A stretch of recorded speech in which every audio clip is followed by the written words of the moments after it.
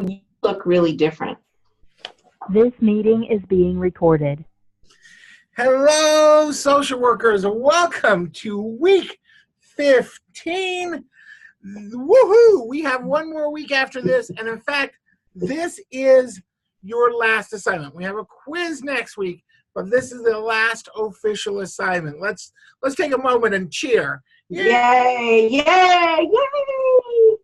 You guys have done awesome too. It's been great reading everything you're writing and watching you really get into the various assignments. So I've really learned a lot too. Yes, this class we've been really trying hard to update the assignments so they actually give you real life kind of practice around kind of these macro issues. And you guys have been responding very well. So yay! Okay, so let's talk about this assignment. The big assignment for this week is to do an advocacy letter. And so what we want you to do is to go ahead and write to your congressman or senator or congresswoman, congressperson, or U.S. senator. And we have a link so you can find out who's your representative. We don't want you to do someone local. We want you to do a U.S. Congress person or U.S. senator. And go ahead and write from where you're registered to vote. So if it's in Arizona, write to an Arizona Congress person or senator, or if you're registered somewhere else, that's who you would write to.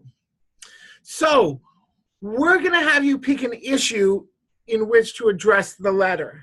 Now, we wanted to make it a little bit easier, so we've made a suggestion and we've given you information. So our suggestion is that you write the letter on issues that are affecting children. And we have a link to Arizona azchildren.org and to their fact sheet called the Kids Count 2019. It's an organization from the Children's Action Alliance. This is a fantastic website. So my suggestion is you go to the website, you look at the fact sheet, and then you actually click on the data book, because the data book takes the fact sheet and kind of explains it all. It doesn't take that long to read it. It just took me about 10 minutes prior to this video to look at it. They take a lot of information and put it all together. It's really great. And the website as a whole is a fantastic resource.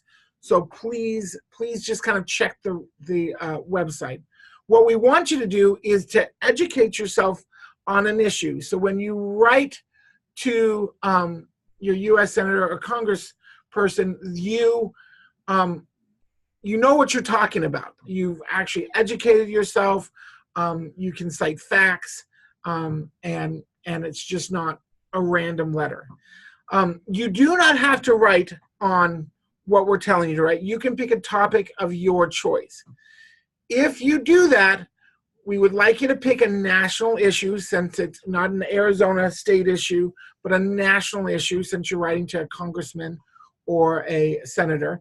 And that's basically what we've talked about in this class the whole time. So anything to do with Social Security, benefits, Medicaid, anything of the things that we've addressed, you can choose to write on that. So make sure that if you do write on a topic, that you do your research. You're going to be graded on that, and we really want you to write as if. And we're going to encourage you to send this letter to the senator or congressman that you write.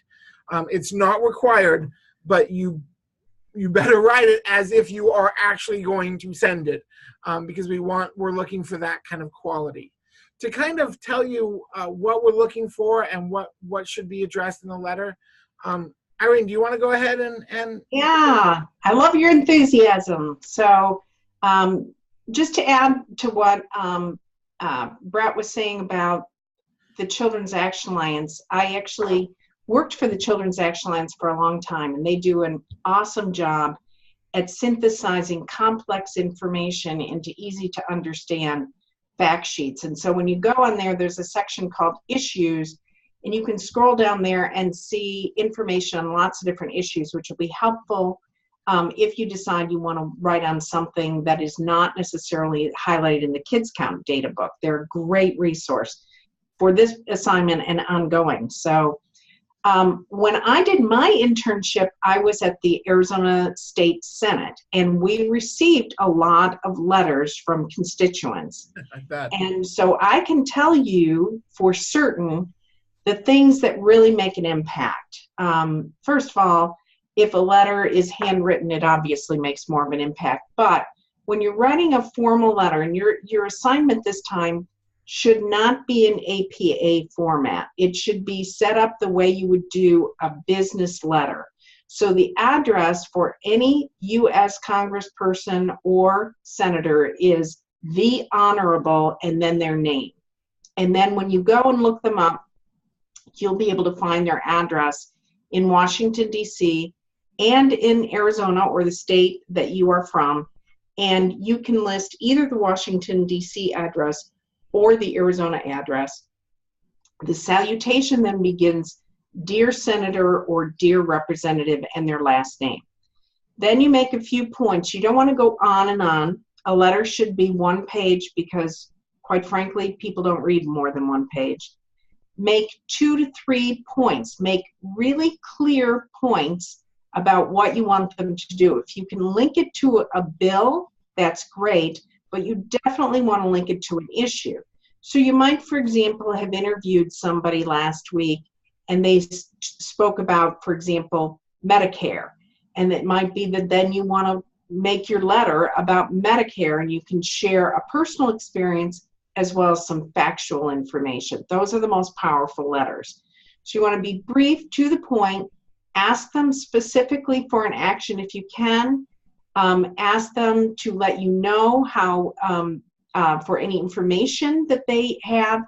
And then when you close the letter, you can say something, thank you very much for serving this state, or you can say something positive to close the letter, and then sincerely or yours truly, and then you put your name, your home address, and your home email. Please do not in any way represent yourself as representing ASU or the School of Social Work. You can say you're a student of social work at ASU, but we cannot represent ourselves as being part of ASU or the School of Social Work, and you should not do that either. The reason being twofold. First of all, you don't represent the school, and secondly, there are a lot of regulations on what people can do in their private time and what people can do in their paid time, and so you don't in any way want to indicate that you are representing the school. So as Brett said, make sure you do your research, make sure that you include that in the letter. You can put notes at the bottom if it's not included in the letter about where you got the information. And I really do encourage you to send it. The reason is most likely you'll get a response. That's what I did when I was an intern, is I put together all the responses for the elected representatives. So I think you'd really enjoy getting a response. Even if it's a form letter, it's really interesting to see how they respond. So I think, did I cover everything, or did I forget something, or? No, I think we covered it. This is a really good assignment. This is a real life experience we're hoping to provide you with. And this is something we want you to be really intentional with. So this is something, again, that waiting till 11 o'clock on Sunday is not going to give you enough time. So plan, prepare. This is the last assignment, so finish strong. Enjoy it too. Yeah. So, all right, we'll see you next week. Next week's the last week. Yep, see you next week. Take care.